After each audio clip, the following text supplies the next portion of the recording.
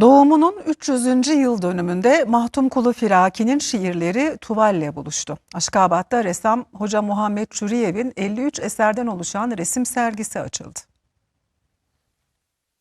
Türkmenistan Ressamlar Birliği sergi salonundaki etkinliğe Türkiye'nin Aşkabat Büyükelçisi Ahmet Demirok'un yanı sıra Türkmenistan'ın önde gelen sanat duayenleriyle çeşitli ülke büyükelçileri katıldı. Türkmenistanlı ressam Hoca Muhammed Çuriyev'in 53 eserden oluşan Mahtumkulu Firaki temalı resim sergisi sanatseverler tarafından ilgiyle karşılandı. Mahtumkulu sadece Türkmenistan halkının değil, tüm insanlığın şairidir. Onun doğumunun 300. yılı açıklandığında kendime 30 eser yapma hedefi koymuştum. Her 10 yıla bir eser hediye etmek istedim ama gördüğünüz gibi bugün bir yıl içinde 53 eser ortaya çıkardım. Türkmenistan kültürünü 30 yıldır eserlerinde işleyen ressam Çuriyev, Mahtumkulu Firaki'nin şiirlerini tuvallerine yansıttı.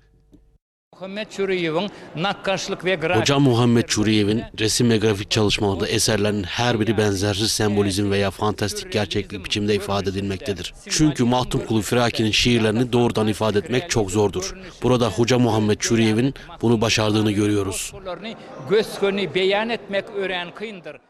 Sergide Türkmen sazı dutar eşliğinde müzik dinletisi de yapıldı.